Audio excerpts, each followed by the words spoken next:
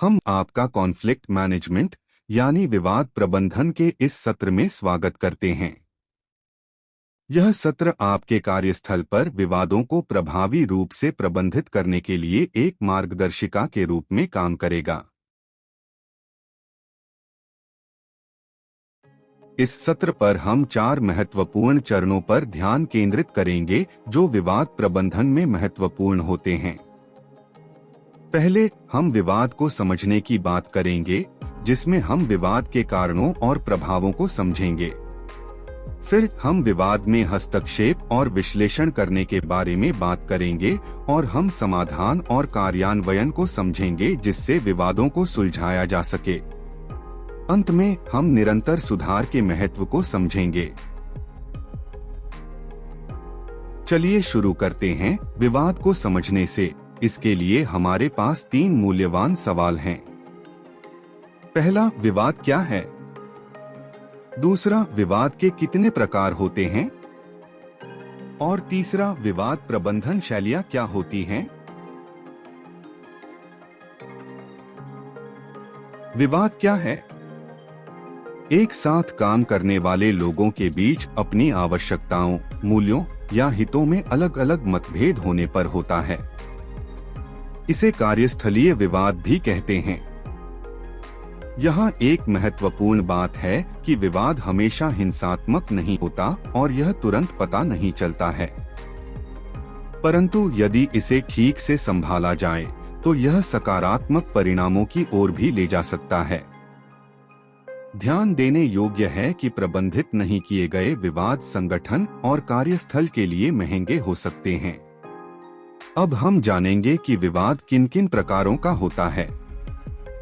कार्य आधारित विवाद। यह विवाद उन समय होता है जब कार्य प्रति विचार में असहमति होती है, जैसे कि एक टीम में 2 व्यक्तियों के बीच एक प्रोजेक्ट की तरीके से संपादन पर असहमति होना। इसके उदाहरण में एक व्यक्ति को एक काम को पूरा करने के लिए एक विशेष मार्ग अनुसरण करना पसंद हो सकता है, जबकि दूसरा व्यक्ति उसे अलग मार्ग पर ले जाने की सलाह दे सकता है। व्यक्तित्व विवाद। इसमें व्यक्तियों के बीच मूल्य प्रणाली और संचार शैली में अंतर होता है, जैसे कि एक व्यक्ति को सामान्य शीर्षक में ईमेल भेजना पसंद हो सकता है, जबकि दूसरा व्यक्ति एक व्यक्तिगत संवाद को अधिक प्राथमिकता देना पसंद कर सकता है। कार्यशैली विवाद। यह विवाद विभिन्न विशेषज्ञता क्षेत्रों पर तकनीकी विवाद, संरचनात्मक अस्पष्टता और टीम के भीतर प्रतिस्पर्धी राजनीतिक विवाद को समाहित करता है। उदाहरण के लिए, एक संरचनात्मक अस्पष्टता की स्थिति में विभिन्न टीम सदस्य एक प्रोजेक्ट के लक्ष्यों और कार्रवाई को लेकर असहमत हो सकते हैं। नेतृत्व विवाद। इसमें लक्ष्य विवाद, भूमिका विवाद और निर्णय लेने पर असहमति के विवाद शामिल होते हैं। एक उदाहरण के रूप में, एक टीम में कुछ सदस्य विभिन्न प्राथमिकताओं और लक्ष्यों को अधिकतम मानते हैं, जबकि दूसरे सदस्य अलग लक्ष्यों पर ध्यान केंद्रित करना पसंद करते हैं। हम समझ गए हैं कि विवाद क्या होते हैं और उनके प्रकार क्या होते हैं। अब उन्हें संभालना कैसे है, कैसे विवाद का प्रबंधन करना है, इससे जानने के लिए पहले सबसे जरूरी है खुद को जानना। जब हम अपने आप को समझ लेते हैं, तब हमें अपने व्यवहार और प्रतिक्रियाओं को समझने में मदद मिलती है। विवाद के दौरान हमारा व्यक्तित्व किस प्रकार का होता है, इसका गहरा विचार करना जरूरी है। कुछ लोग गुस्से में आते हैं तो कुछ शांत रहते हैं। हम अपनी प्रतिक्रियाओं को समझकर उन्हें बेहतर बनाना सीख सकते हैं। सोचिए, विवाद के दौरान आपके सामान्य भाव क्या होते हैं? क्या आप परेशान या गुस्से में आ जाते हैं? आप कैसे प्रतिक्रिया देते हैं? क्या आप सीधे संघर्ष करते हैं या सुलझाने की कोशिश करते हैं? क्या आप लड़ते हैं या भागते हैं? क्या आप विवाद को सुलझाने के लिए या उससे बचने के लिए लड़ते हैं? और अंत में, जब हम अपनी विवाद प्रबंधन शैली को समझते हैं, तब हम उसमें सुधार ला सकते हैं। आपकी विवाद प्रबंधन क्या है?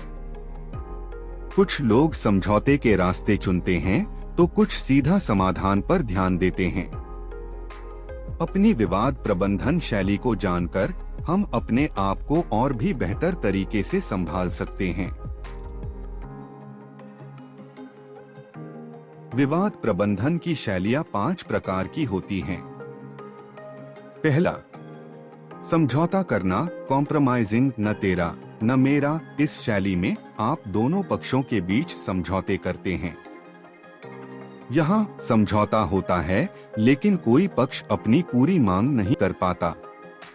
दूसरा, समर्थन देना, अकोमोडेटिंग, बिल्कुल जो भी आप कहें। इस शैली में आप अपने स्थान को समझाते हुए दूसरे की इच्छा को समर्थन करते हैं। तीसरा, सहयोग करना, कोलाबरेटिंग, हमें एक आदर्श परिणाम चाहिए। इस शैली में आप दोनों पक्षों के साथ मिलकर समस्या का समाधान खोजते हैं।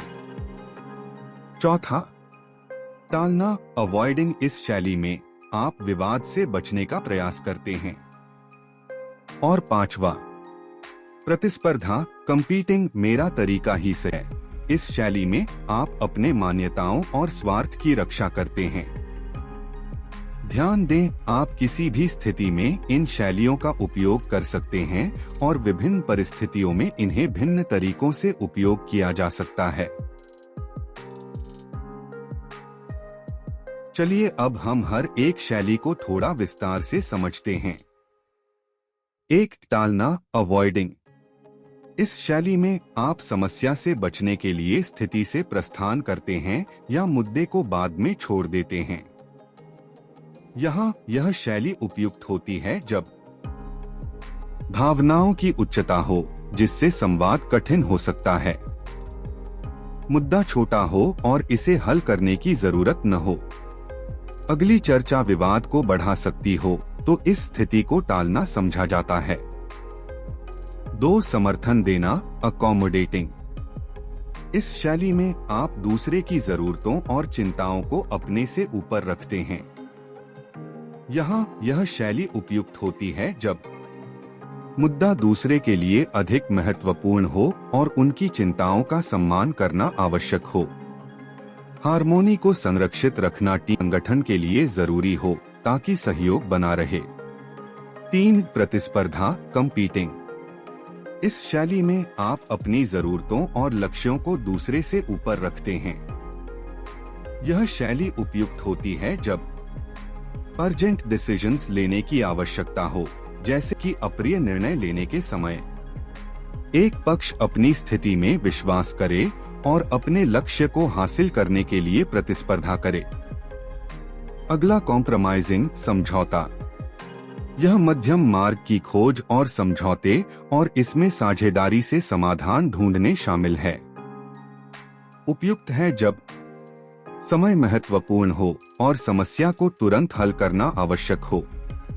जब दोनों पक्षों का बराबर तो समझौता संपन्न होने की संभावना बढ़ जाती है। रिश्तों को संरक्षित रखना महत्वपूर्ण हो और विवाद को हल करने के माध्यम के रूप में समझौता स्थायी संबंध को बनाए रख सकता है। और आखिरी में, कोलाबरेटिंग, सहयोग। यह कार्य दृष्टिकोण को शामिल करता है जहां दोनों पक्ष साथ में काम करते हैं ताकि साझेदारी से एक सामंजस्यपूर्ण समाधान प्राप्त किया जा सके। उपयुक्त है जब जटिल मुद्दों को समझाने की जरूरत हो, जो एकल समाधान से अधिक सहयोग की आवश्यकता है। नवाचारी समाधान की तलाश हो, जहां समझौता नहीं बल्कि एक उत्तम और नवाचारी समाधान की आवश्यकता हो। आपको इन शैलियों को कब लागू करना है, इसका चयन करते समय ये 3 बिंदु ध्यान में रखना होगा। पहला, स्थितिगत कारकों का मूल्यांकन। विवाद की प्रकृति, शक्ति, गतिकी और मुद्दे की महत्वपूर्णता को समझना व्यक्तियों को सबसे उपयुक्त संघर्ष प्रबंधन शैली का निर्धारण कर सकता है। दूसरा, दीर्घकालिक परिणामों को ध्यान में रखना। प्रत्येक शैली के संबंधों और संगठन की संस्कृति पर पोटेंशियल प्रभाव का मूल्यांकन उपयुक्त संघर्ष प्रबंधन दृष्टिकोण का चयन मार्गदर्शित कर सकता है। तीसरा, अनुकूलता। यह मानना कि विभिन्न प्रकार के विवादों के लिए विभिन्न शैलियों की आवश्यकता हो सकती है, व्यक्तियों को विशेष परिस्थितियों और वांछित परिणामों के आधार पर अपने दृष्टिकोण को समायोजित करने की अनुमति देता है। अगले सेक्शन में हम देखेंगे विवाद हस्तक्षेप और विश्लेषण। अब हम विवाद को पहचाने के 3 कदम समझेंगे। पहला कदम, मुद्दों की पहचान। पक्षों के बीच टेंशन के विशिष्ट कारणों को समझना प्रभावी विवाद प्रबंधन के लिए महत्वपूर्ण है। दूसरा कदम, भावनात्मक संयम। विवाद की स्थिति उत्तेजना को बढ़ने से रोकने के लिए शांति बनाए रखना और भावनाओं को नियंत्रित करना अत्यंत महत्वपूर्ण है। तीसरा कदम, सभी लोगों को सक्रिय रूप से सुनना और स्पष्टता प्राप्त करने के लिए सभी पक्षों के संघर्ष को समझना महत्वपूर्ण है।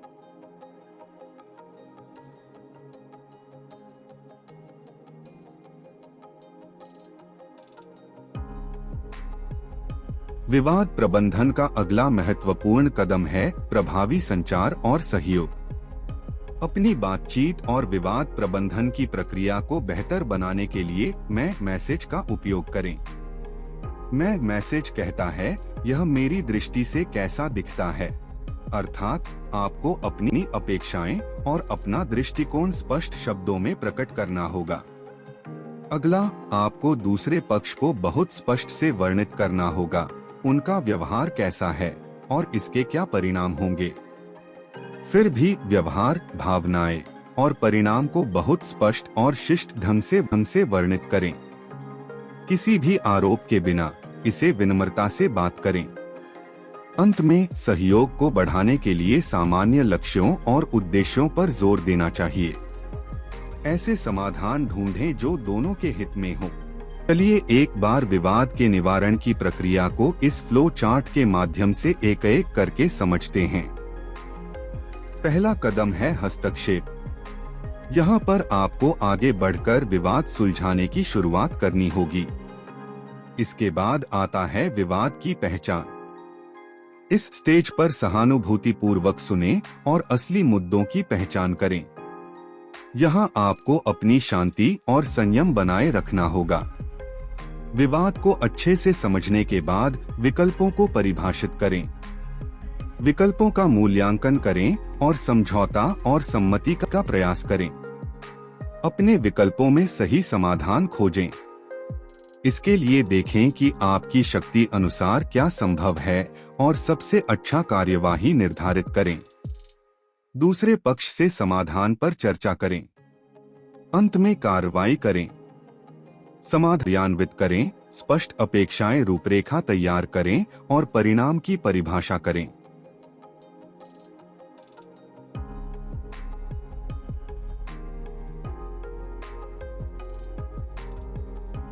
आप अपनी विवाद प्रबंधन की तकनीक को बढ़ाने के लिए एक छोटी सी अभ्यास कर सकते हैं। इन प्रश्नों के बारे में सोचें और इन पर चिंतन करें। अपने किसी हुए विवाद के बारे में सोचें। विवाद किसके बीच था? विवाद किस विषय पर था? मैं क्या चाहता था और मैं इसलिए परेशान था क्योंकि मेरे नजरिए से मुख्य मुद्दा क्या था? दूसरा व्यक्ति के अनुसार मुद्दा क्या था? मैंने प्रमुखतः कौन सा विवाद शैली का उपयोग किया?